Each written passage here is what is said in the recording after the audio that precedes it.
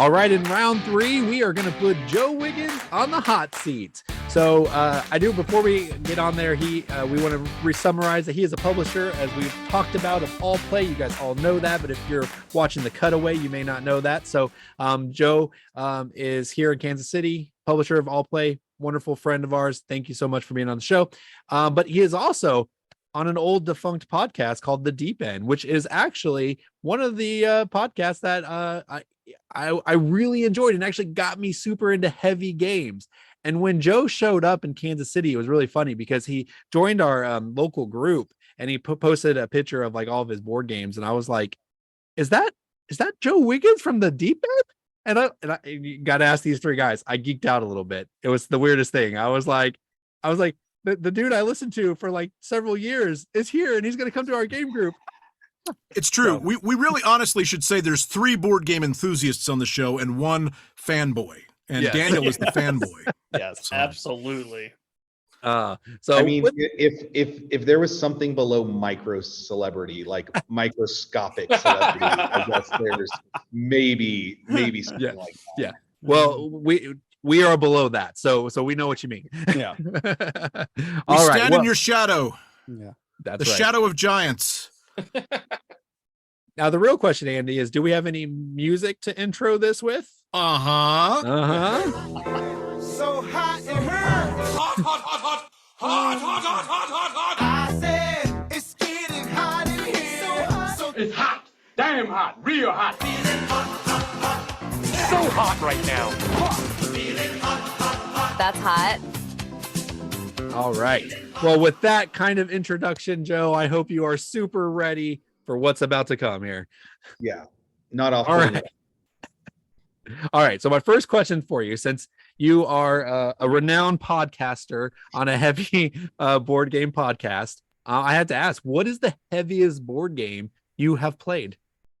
That is easily going to be 1817. I played 18xx games exclusively for 2 years, and 1817 is easily the one that will melt your brain. Minimum, you're looking at an 8-hour long session of that game, and that would probably be like hit the top of the list. There's some other ones in there that do some weird things, but that one specifically, the way that you short stocks and the way that you do things in that game is just next level. All right, Chris is going to have to check that one out. That's yeah, man. Is that like one of the levels of hell that you only play 18xx games for 2 years? Because wow, it's got to be. I got a quick one for you, Joe. Has to do with your name, because none of us can do this with our name. And if I was you, I would be like, "Hey, my name's Jay Wiggs. What can I do for you?" Do you ever use the Jay Wiggs? Like, "Hey, Jay Wiggs, you got me. What can I do?" No? Do we do Jay Wiggs? That's actually what my grandma calls me. No way. Yeah. It's not. Well, that would make sense because John's about as old as your grandma. No. Oh, man. Speaking of old man Chris, what do you got? Okay, so I got a couple rapid fire ones here that just based on the conversation. First of all, if I bought a copy of 18OE, would you play it with me? I have played 18OE, and it's something that I feel like it's a once in a lifetime experience, and I've had it. So that's fair. That's fair. It's not worth doing again. I would say that. Oh, okay. Well, I guess I'm too hot and bothered here for a moment. So, Andy, what you got? I'll have to go with another question later. OE, like you said, is like once in a lifetime thing. It takes like a 24-hour period to finish. So, like, yeah. Wow.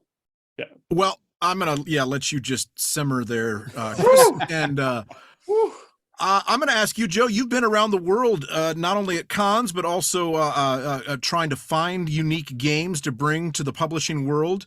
Who designs the best games? And the answer is Germany, correct? It's the Germans, right?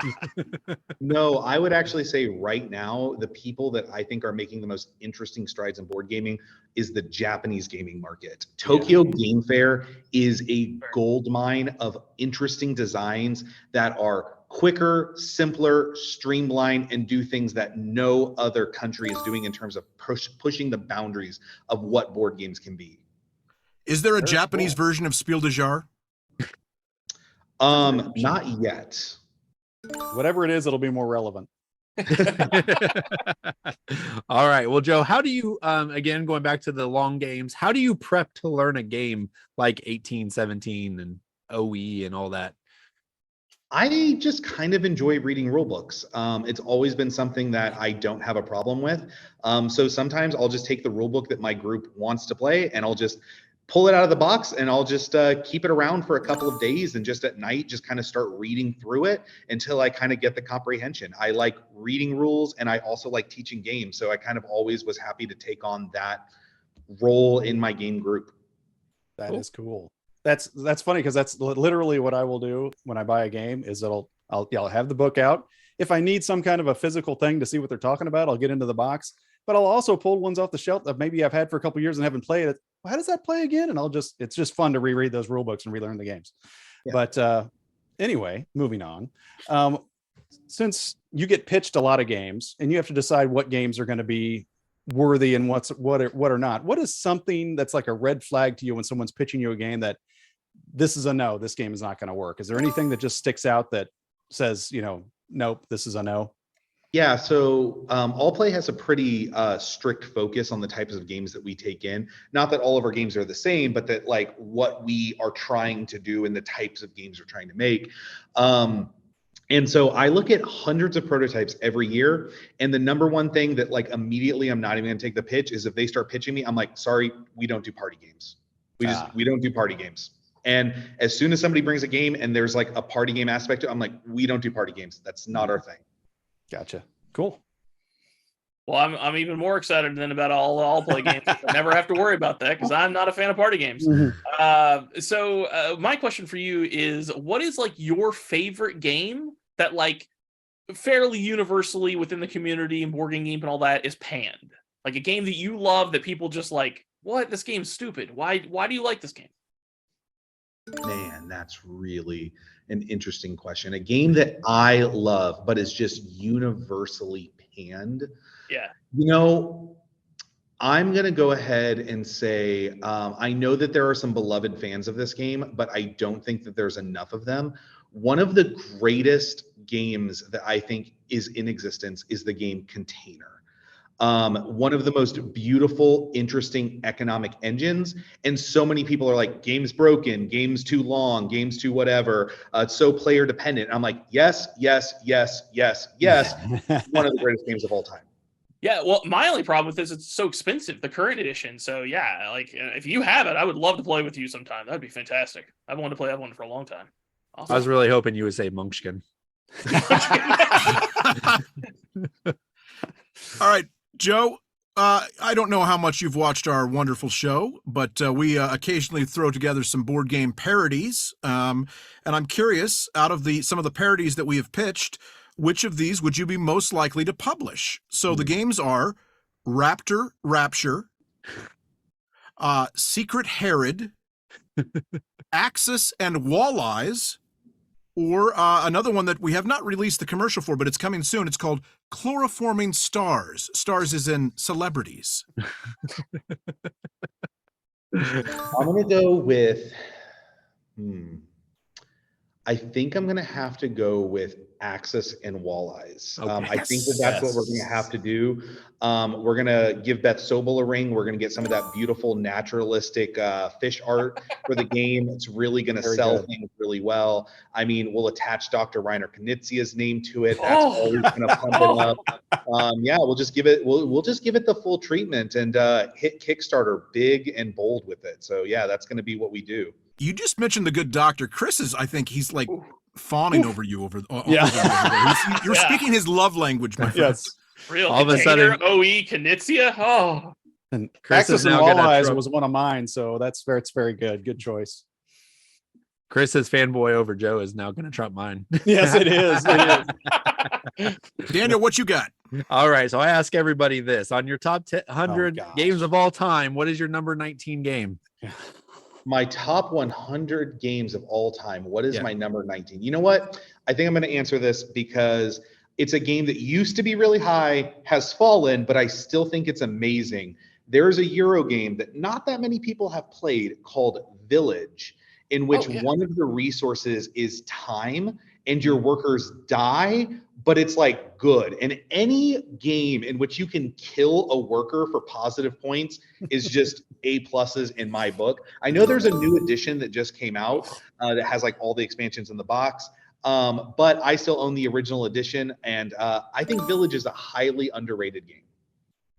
Nice. Yeah. It's Now, what do fantastic. your And yeah, the employees art think of the new about one's terrible. you enjoying killing workers for points? I mean, at Allplay, we have a very for the greater good mentality. So. Okay. So Well, that's good to cannibalism know. games in the future, perhaps? Maybe.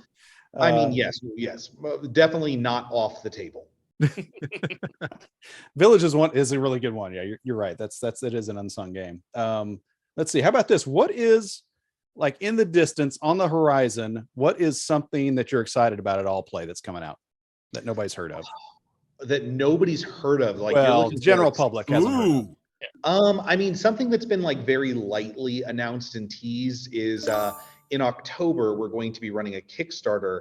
And as a part of this Kickstarter, we actually have the rights to Through the Desert by Reiner Knizia, and we are redoing it. And then this is the sneak peek that nobody knows about. We actually have a bunch of expansions that were designed by the good doctor himself that we're going to be able to offer as a part of the Kickstarter. So that is one that we are super pumped about and really excited. I'm actually sitting here with the little camel meeples on. Oh, screen. cool. Awesome. That is awesome. wow. You Chris, know, did you even speak? thanks for sharing that with us, Joe. But rest assured, no one will still know that that's happening until October. That's right. You know, you're safe here. You're safe here. Your secret's safe with us. Gosh. All right, Overwhelmed Chris, what you got? Yeah. I'm sorry. That's right. It's me. I was still taken back about a Knizia game and What I oh figured. man, and I don't know if you know, Joe, but I'm like horribly against Kickstarter, but that's one that I'm going to be all in on, obviously, because it's Knizia and all that stuff. And I've always heard good things about Through the Desert. I've actually never played it. It's one of those the Knizias that have fallen through my fingers, but yeah, so that's exciting. Okay, what is a game? So almost kind of like you said about Village, but a little bit more extreme. What's a game that you were in love with that you won't play anymore? A game that I was in love with that actually this is an easy one. So when Great Western Trail first came out, I played it a lot, like maybe 4 or 5 times. And I think it was like my 6th time, and my friends were like, oh, we're gonna play Great Western Trail. And I was like, I've been having a good time with this game. So I sat down and my brain said, I'm going to go Cowboys this time. And I realized, I'm like, oh, you just pick your strategy at the beginning of this game and that's it. There's no changing. You just pick a lane and stick to it in Great Western Trail. And instantly that game, I lost all interest for. I was like, oh, there is not like divergent strategy in this game. It is pick a lane and do it better than the other people are doing their thing. And the second I realized that, I said, Great Western Trail is not a game I care about anymore. Wow. Oh no. Good. That's interesting. You know, I got to try that then myself the next time I play it and see what that does. Yeah. Yeah, That's two Way of to our ruin actual my listeners. experience with it now. Gosh. Yeah, two of the actual listeners of our show are good friends of ours, and that's actually one of their favorite games. So, let us know what you guys think of what Joe just said. So, Joe, I think we've played a couple of games together. We demoed you demoed QE expansion with me, and we played. I believe we played some Ark Nova together. And maybe what was there was another game that was like the Devil's Yes, it was Deal with the Devil. Deal with the Devil, yeah, which was a lot of fun. So you've played a few games with me now. I am the guys told me there's a rumor going around that after you played with me these 3 times, now I have this thing that's a bit of a problem. It's a little analysis paralysis. They call it Andy time. But is it true that you seriously considered renaming Allplay to Some Play because of me? You know, we were going to do that actually, but we had already ordered the signs and the banners for the conventions. So we decided that we were just going to go along with the Allplay. But if you notice really closely, if you look at the banners at Gen Con, there is a little asterisk there. And that is Excellent. Excellent. Good That's to know. awesome. All right, last round of questions here, Joe. So, 2 publishers for you. They both kind of do heavier games, or at least they're new on the scene doing it, and it's Osprey and Devere. Which games they produce? Which ones would you like better?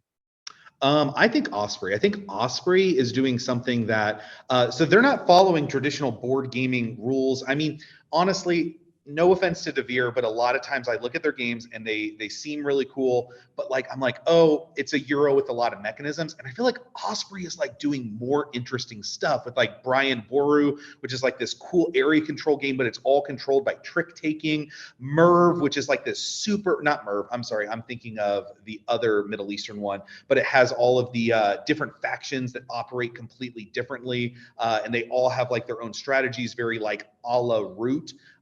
So I just think what Osprey is doing and bringing to the industry is a lot more innovative and a lot more interesting for me as a consumer. Cool. Very cool. Joe, I asked you this one time and you answered it, and I think I remember the answer, but it was late at night one night at a board game event. And I think it's something a lot of people would want to know. And it's that, like, this weekend, I've got 2 couples coming over. So we got 6 people total, and I have a lot of 5-player games. Why do so many games play to 5 but not to 6? So honestly, I think that games that could, so there's a lot of nuance in this thing. I think number one, some of that comes down to cost, right? A game that could play up to 6 or 7 or 8 very easily, the scalability of that comes down to the cost of the product. And oftentimes for a certain type of game that would play well with any player count, the cost to put that many components in the box to operate at that number is sometimes detrimental to what people would be willing to pay for that game, right? So if it's a roll and write game and it only plays to 5 players, even though you feel it could play infinitely more, sometimes the barrier to that is the cost of the components that would up it from a $30 game to a $50 game. And I feel like a lot of people aren't willing to pay $50.